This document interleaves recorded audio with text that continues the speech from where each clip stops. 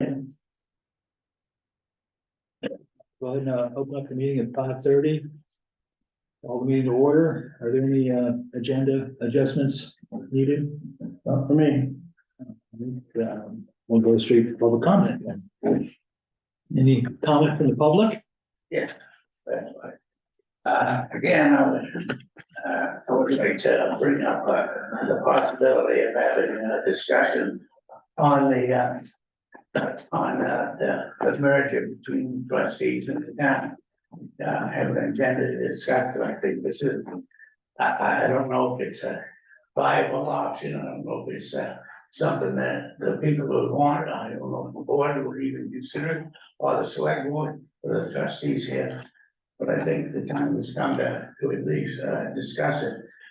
I got a really great letter, I don't know how long, October actually. Before then, letter from you. It was a real good explanation, history of the trustees and the board in Morrisville. One comment that Scott made in there that he didn't see any need for a merger at the time because of the cooperation between you, the trustees, and the town select board. I'm not sure that cooperation is at work at this point. And I'm gonna approach select board with the same request.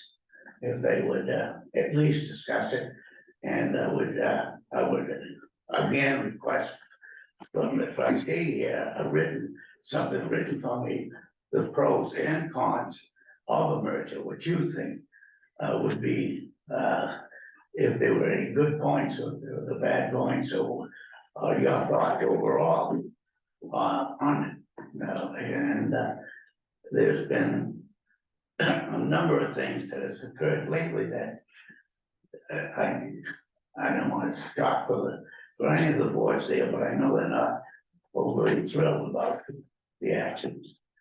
And anyway, I hope you would consider putting it on the agenda to have an open discussion about it. Okay. Anyone else? We're public comment at the end if you wanna. You do have, just for those people on Zoom, this, the trustees have opened a public comment period, so either Alexander or Tricia, if there's anything you're looking to address to the trustees about anything on the agenda or anything not on the agenda, this is the time to do it. Go ahead, Alexander. Hi, Alexander Sear. I live here in Morrisville. Couple things. There's a typo on the YouTube for the meeting on the 18th. It says it's a recording of a meeting on the 28th. So I think that's just typoed as a 2 instead of a 1. Also, I hope that the proposed planning changes will go through without amendment. Thank you. Perfect, thank you. Tricia, anything for you? I'd like to just make a couple comments, and I apologize because I have very hoarse voice right now. I would like to encourage you to consider this designated downtown. I had spoke with some of you that it's a very, very good thing for our community. Now, there was a time that there was some on and off about it. They've offered a lot more than just downtown transportation funds. There's better places grants. There's a lot of funding we as a municipality could bring into our community. And this has always been under my work agenda. I think designated downtown is probably actually my job description. So it's really not taking a whole lot more. Yes, it does put a little more back on my plate, and that is all fine. But I do really believe strongly that this is the time for us to get back in as part of the designated downtown program. Thank you all. And still gargle or something, okay? Take care of that throat. Yeah, I will. Thank you. Anyone else? Okay, moving on to approving the minutes of October meeting. Motion to approve the minutes. Second. Motion been made, seconded. Is there any discussion? All in favor of approving the minutes of the October meeting, say aye. Ayes have it. Next is check register approval. I have a question. Who or what is ABB Incorporated? Probably, I think they made the breakers. Oh, these use breakers, okay, Big thank you. equipment. The ones that we're replacing. Yes. And So, somebody's phone going off? Dan. No, it's fine, I just wanna make sure if it's important that you know. No, it's not, it's vibrating. That's fine, totally fine, though. I'll make a motion to approve the check register. I'll second it. Motion been made, seconded. Any discussion? I've got a couple questions on just the ones that are town of Johnson, town of Stowe, town of. Axles. Axles. Oh. Telephone poll tax. I see. Did you just have somebody downstairs? I wonder what that is. Probably. That's all I have. Anybody else? That stands for ANSI Crown Buffer. They make a lot of big electrical stuff and make breakers and make turbochargers. I did not know that, what it stood for. Familiar with the company, didn't know what it stood for. Any other discussion? Hearing none, all in favor of the approving the check of the approving check registry, say aye. Ayes have it. Next is zoning amendments.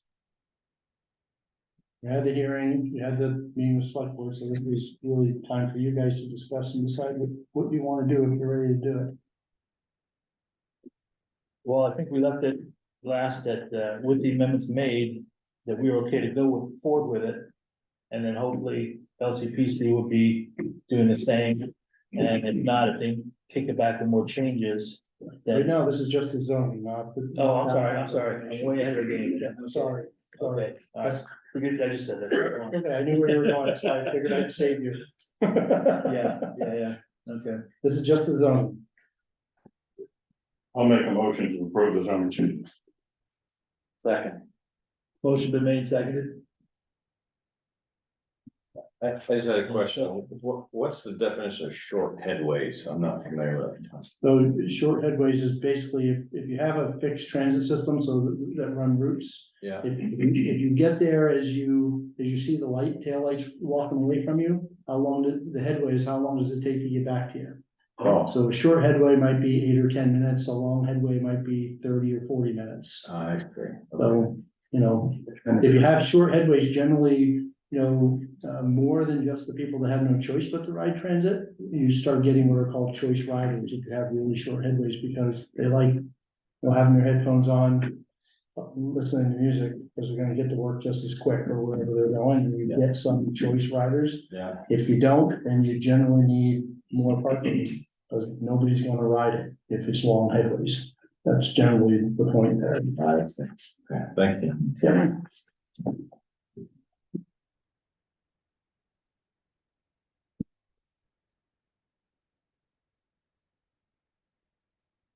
Either make a motion. Yeah. Motion made and seconded. All in favor of approving the zoning amendment, say aye. Aye. Ayes have it. Okay. Vermont Transco investment authorization. So this is, most every year, but not every year, ROCO creates capital budget to improve or make additions to the transmission system in the state of Vermont. And the way that works in the state of Vermont is all of the utilities are the owners of Velco. So we're some little tiny microscopic percentage of Velco. But so what happens is, through their holding company called Vermont Transco, they offer the opportunity to, every time you need capital, to all the utilities to buy in. So, so you buy in, we usually borrow money to do that. And then because it's transmission, I forget if it's 11 or 12, but FERC guarantees them a rate of return of like, it's either 11 or 12%. You're gonna borrow it in today's market between 5 and 7, you're gonna make 11 or 12. So it's one of those ones that it's Velco, there's no risk, they're not going bankrupt. And so to me, every time this opportunity comes up, we ought to do it, because it basically at least breaks even while we're repaying the notes. And after the 10 or 12 or 15-year note, depending on what we pull, then the dividends are just, free cash to lower rates with, or do additional improvements to our system with. So we have a lot of, as you know, we get, multiple hundreds of thousands every year from past decisions like this that just roll into our budget and keep rates lower. And so it's, I certainly recommend it every time we have the opportunity. In my recollection, we've always approved it without a. Yeah. It doesn't even require discussion, really. In most financial industries today, the notion of arbitrage is not legal anymore. In electric utility land, it's still legal. You can basically just split money. And so as long as it's legal, to me, it's the right thing for our ratepayers is to turn the money and get the cash and keep the rates lower. So I'll make a motion that they do it.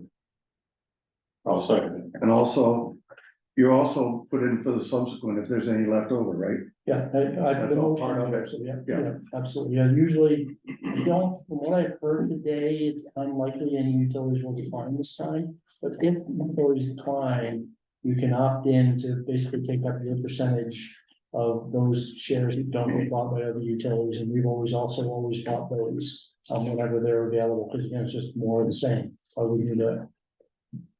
There've been a couple of years where Stowe was in transition between leadership, and more recently, as Hyde Park has been in transition. It's because there was no leadership, they declined a few times, so we've actually been able to get a little bit more. But since they both have recently hired new managers, the expectation is that they'll take their shares this time. What are the Class A versus Class B units? Probably asked this a couple of years ago. I don't Don't even know. know, honestly. Don't know. Okay. Same dollar. They all get treated the Multiple, same. yeah.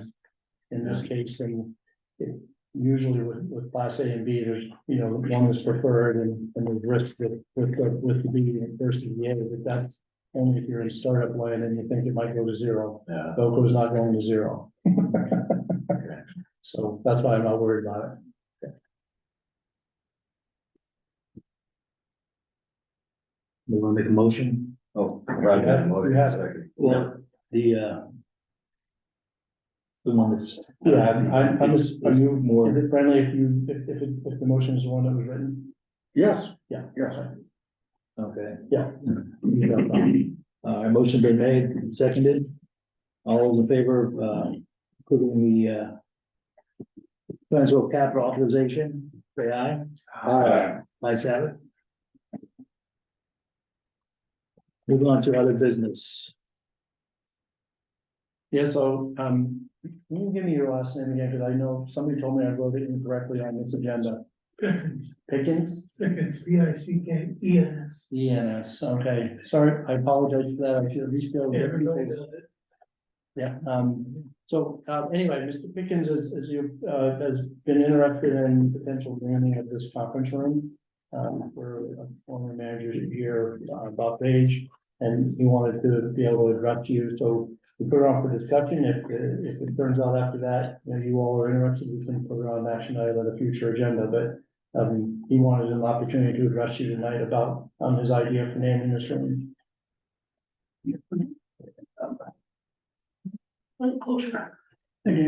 Hi, Bill, how are You awake? you? Am I awake? So far, It's been a long day. I'm counting on you to keep me awake. Okay, I'll do that. Been doing that for years. Okay, Bob Page. I'd like you to consider putting a plaque up over this door on the other side. Honoring Bob Page for his years of service, which were 30+ years. He came in here after World War II as a plant operator and worked his way up to manager. And I worked with him for 11 years. And he taught me a lot. We actually talked about having a garage and a conference room. We actually looked at this land when Godfrey owned it. But the board decided at that time, they were scared of it because they didn't know what Godfrey had put in the ground. So we didn't buy this. We looked up in back of what used to be A. Brown's where the water tank is now. And that was shot down because it wasn't in the village. Because it was the village water and light. So it kind of sat in limbo for years. When Jim Fox came in, I showed him the plans that I had put together on it, and he took those. And I understand that he apparently turned them over to an engineer that he liked. Because I was showed the plans and asked whether or not I wrote them. And I said, no, those aren't my plans, but they're good.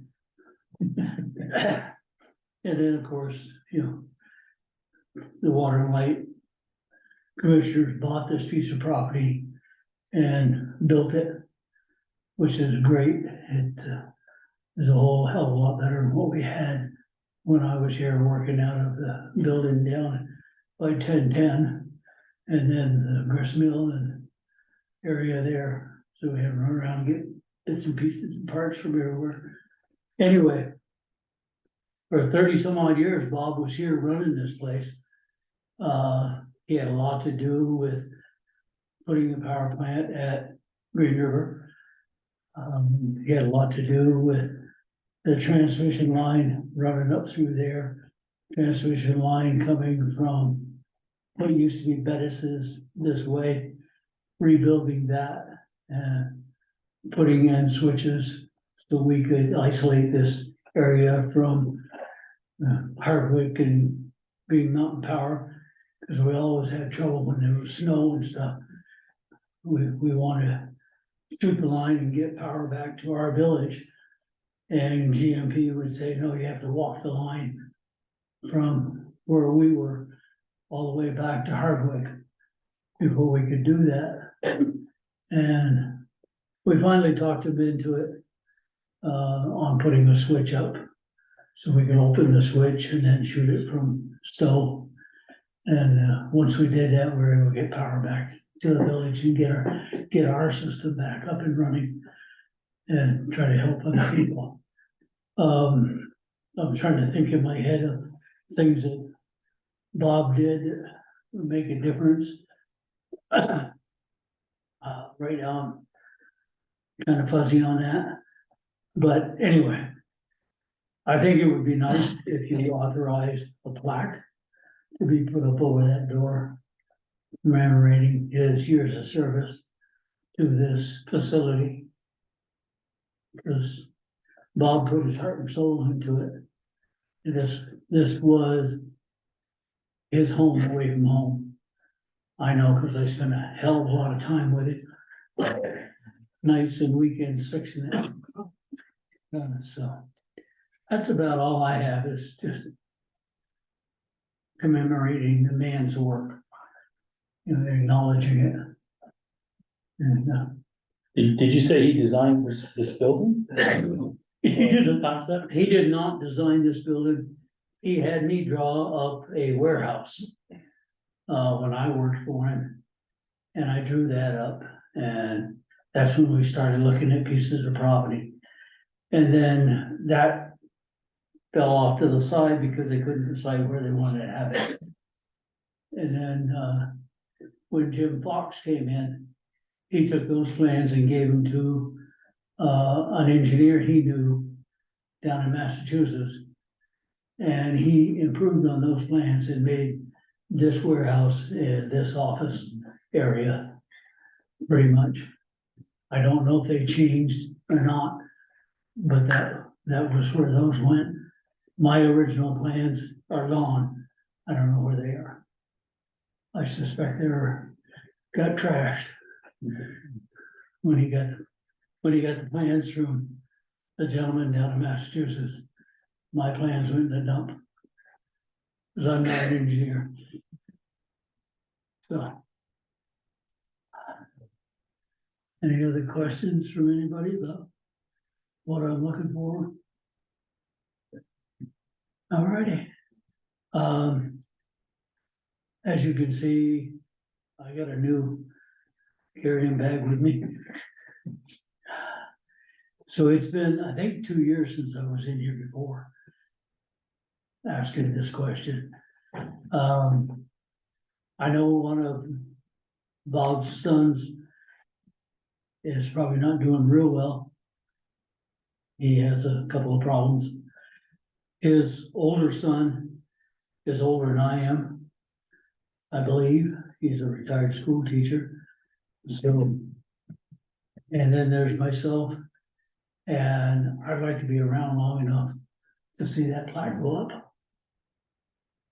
So if this could be kind of expedited, it would be helpful, because frankly, I don't know how much time I have. That's all I got. Thank you. Thank you. Thank you. Thanks.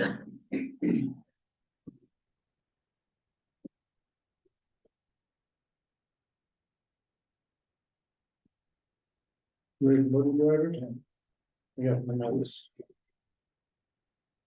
All right, so we're starting our budget development process, and as you know, we usually do that, at least since I've been here, is well, like the budgets is make sure that, you're all brought along, both at the conceptual level, which is where we are now, and then as we get more granular, obviously, in our manager forum here in the village, responsibility goes with mine, and my team, so we're at that conceptual level right now, and it's clear there are some things that are starting to push the budget development, so I just wanted to walk through them quickly with you and get any input from you and see if any of them feel like fatal flaws to you and those sort of things. So, our labor costs, like everybody's, goes up.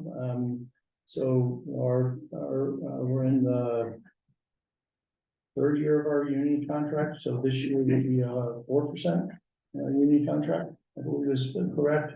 First two were 5, and the last two are 4 in the agreement that was reached. So that we'll apply that. As we talked to you last meeting, with all the requirements that the state's putting on us, we're looking at if we need to add a person to the front office staff, the customer support team, because of just all the crazy initiatives that are being pushed down at us from state policy. So we're looking at that. I don't know what that means yet. Price wise, we're just starting to get into that. We got to think about how we're going to treat our share of the cost from all the flooding last year. This year in July. So our current estimates are, somewhere between 3.5 million is the total cost. The FEMA takes care of 75% of whatever they ultimately deem to be eligible. So we end up with about a quarter of wherever the final cost is. That's kind of split 2/3, 1/3 electric and water, based on our current numbers. So 2/3 of it is mostly hydro, so a little bit of dribs and drives of other stuff, but 2/3 of it is hydro damage, and about 1/3 of it was the water plant damage, dribs and drives and wastewater, but nothing that will even show up in the budget. So we have to figure out, pieces of it that might be impacted capital. We could take a loan and spread over the right life of it and minimize rate impacts from doing that. So it's not like we have no arrows in the quiver, right? But we'll look at each piece. Water in particular, was it hit more on the capital side? Hydro plants are some capital, but a lot of it is related to just all of the soil that washed away. I don't think we can capitalize replacing soil. It's just, and we're also looking about how much of that we want to replace, because with the way the weather's been changing, now that we know that those dams can survive 4 full feet over the top of them with no soil behind them, the soil was never structural in the first place. It turns out we didn't know, but now we know. And we've had our structural engineer look at the dams to confirm that the soil wasn't structural, and they have confirmed that for us. So some of this cost we may never even bear, because we may decide not to do some of the projects, particularly the soil stuff. And frankly, again, some of those are just hit operations. So it would be a 1-year cost. So we're looking at the FEMA impacts as we start building next year's cost. You know, there's still some lingering impacts on costs and delivery related to materials we buy. So transformers are still a really long lead time and still cost a lot more. You know, there's various types, any motor you buy is still really much more expensive than it used to be. So as we look at those sort of material cost aspects to our budgets, we're gonna have to, you know, see what the impact of that is and see what that does to our replacement schedules for things. So that's less than it was. It's definitely coming back to earth, but you know, some of the specialty stuff we buy in electric and water and wastewater, I mean, it takes a while for the supply chain to suss itself out because it's not something that they mass produce. It's stuff they make right when you need it. And so that is taking a lot longer. And now everybody wants to hoard all that stuff because they ended up without it, you know, during the pandemic. So everyone's wanting to have a lot more spare parts. The days of just in time are like, you know, not anymore. Everyone wants to have, you know, stock on the shelf again now. We're back to that. Which has put pressure, it's just extended the pressure on the manufacturers, because everyone's not just wanting to replace what they had, they're wanting to have one in their supply, you know, so. So anyway, you know, we've been working, historically, we've been, at least the last some number of years, I haven't been here forever, so don't know how long, but we've definitely been behind on our pole replacement and vegetation maintenance, and in the spring shows you what a ramp up like that could be, so. The plan had been to add 25,000 to each of those buckets each year till we can get to the right replacement cycle. So we're looking at what that does to cost. You know, there's still, you'll recall, we brought you the efficiency study we did for the electric system last winter. And so each of the next 5 years, there's projects mapped up to address the efficiencies that we found in that study with the system beyond just pole replacement, but it's breakers, you know, adding regulators, just a whole bunch of stuff on that system. We can show it, we'll show it to you again when we have built budgets. But we're gonna address those deficiencies before we start worrying about the cost of all the electrification stuff that's coming at us. We gotta get caught up on the deficiencies before we worry about, you know, the next wave of growth. So that stuff is coming at us. We've talked with you a fair amount about all the technology upgrades that are coming at us. Our finance system is more than 20 years old. Our billing system is similar. They can't do the types of billing and accounting functions that we are required to do. And we handle everything with net metering by hand. When we have this new electric vehicle rate that we're mandated to have, all of that will have to be done by hand because our systems can't do it. So we're looking at that. I've got some traction with VEPSA and the other municipal utilities to look at everyone agreeing to a common system so that, you know, we can get some benefits of mutual purchasing power together by selecting a vendor with one system, and then we can all help each other too, benefits of that. And perhaps VEPSA will, you know, finance the acquisition of the systems for everybody, so we don't have to go pull notes on our own. And VEPSA often does that for joint projects, so it doesn't hit our borrowing ability, so there's some benefits to that. So we're looking at that, that's another driver. We were looking at starting advanced metering in 2024, based on what I heard at the VEPSA board meeting today, that we're probably now in 2025, so that probably won't hit in 2024, that will hit in 2025. We still don't have approval from the PUC for the project for all the municipalities. The state agreed to provide 50% of the funding, but PUC hasn't agreed to authorize the project. When does the state mandate that we have to have the smart meters? Not, I have to get the date, but I thought it was in 24 for some yeah, reason. well, no, I mean, the issue isn't so much that they mandated the meters, it's all the stuff they've mandated that you can't do without meters.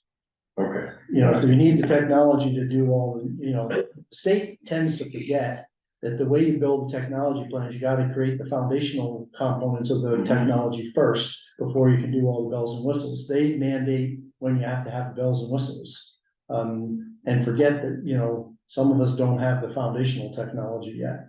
So the AMI is kind of in that foundational bucket line. Yeah, yeah. And then the VEPSA budget itself, you know, I put VEPSA labor in here. They are gonna need some more staffing to keep, because, you know, they tend to, if we need, you know, 2/10 of an employee to keep up with the next mandate from the state, and then Hardwick does, and then Northfield does, and what happens is VEPSA, that's when we look at VEPSA and say, hire a person to do it for all of us, right? So with all these mandates coming, they're gonna have to keep growing their team. We'll pay our proportional share, we're like 11% or something like that of cost with VEPSA. So there's a few things that they're looking at, but overall, our we saw the first draft of a budget today, from VEPSA, and we were in the like 2% increase range. It wasn't substantial, even with a couple new staff people. There's a long way to go from here to the end of their process, because there's a lot of pieces of information that they have to wait on others to get.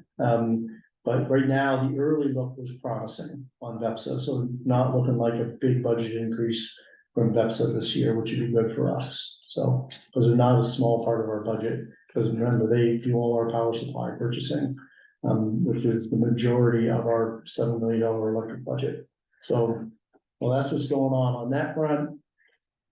And then as you look at, you know, so that all leads us to, you know, what are we starting to think about in terms of what does that do to revenue needs?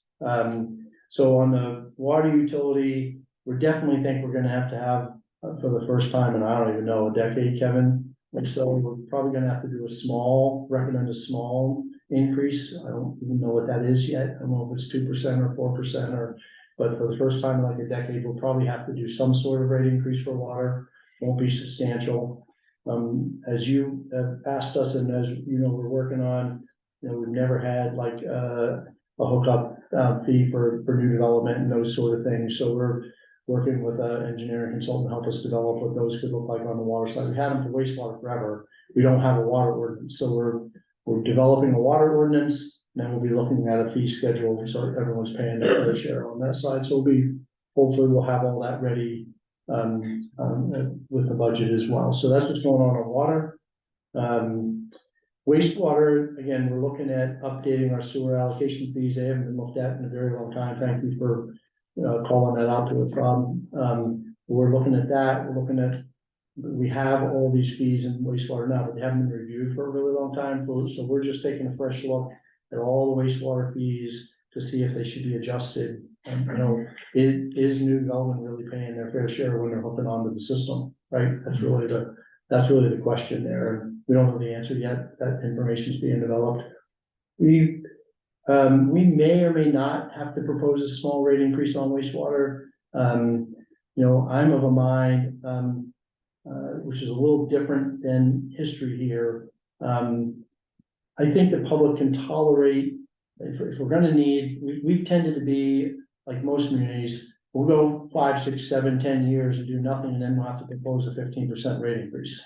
And I think that's harder for people to swallow, because they forget that it was 0 for 10 years, than doing 1 or 2% a year. So even though you could argue, well, we don't really need one this year, because surely you could suffer through somehow and make it work. Well, when the court finally pops in, it's a really big number that creates real problems for people's budget all in 1 year, right? So I've always been one that says, let's just be more about normal, very small increases that hopefully aren't painful. If we really have no need, of course, we should not ask for one. You don't raise rates just to raise rates, but even if it's a very small revenue need, let's just keep it manageable so we don't create the big, massive thing that really just hurts people really badly. So that's just been a philosophy of mine. You may not agree with that. That's something we'll talk about. Yeah. Question, if we have a 2% increase, for example, on water, then wastewater is gonna automatically get a 2% increase. Yeah, no, that isn't how it works, right? They're separate. Yeah, they're separate rates. It's based on the same flow volume on that front. Yeah, it's based on volume, that's all. But the rates are different. The wastewater rate is one rate, the water rate's another rate. They're both based on the same volume going through the water meter. Excuse me, Yeah. yeah, it's So flowing. we use You're one right. meter, but 2 different rates. Yeah, okay. That makes sense. And then on electricity, I don't have a number right now. Clearly, the revenue need's gonna be, more than a couple percent. I'm guessing it's gonna be 5, 6, 7%. That said, we just went through a process where we put a filing in, the state staff agreed with us, the Department of Public Service. That went to the commissioner's office and came back at 40%. So using their process, they agreed we did their process exactly right, and then politics were played and it came back at 40% of what their staff recommended. And that's what got approved by the PUC. So and that's what has happened to everybody. So if I think about that, if we might need 5 or 6%, and we're gonna spend a whole lot of money to get 40% of that, there's a separate aspect of state law where with just a very light touch review by the Department of Public Service, which they tended not to turn people down for, you all could do it yourself at 2%. And then we could just find ways with line of credit borrowing and things to, we need that over the course of a few years. Just, do a couple percent a year for a few years and end up where we need to end up. And don't waste all the money on lawyers to be told politically at the end that the commissioner didn't like the number. Because that's kind of what happened to everybody this year. And so we all just wasted a lot of time and money. It put us in this 5-month, period where we've been trying to figure out how to get refunds back to everybody for the window of time from the one rate to another, which was just a waste of everyone's time and created lots of confusion for the public because they couldn't understand why they got a reduction in their bill for 1 month. And the way the state does this is just crazy. And so if we haven't figured out that we can make it work at 2%, if we can make it work at 2%, that's probably what we'll bring to you. And we'll try that different path out where you get to vote on when we file with the PUC, you don't even get to vote. There's no local control of law. We filed their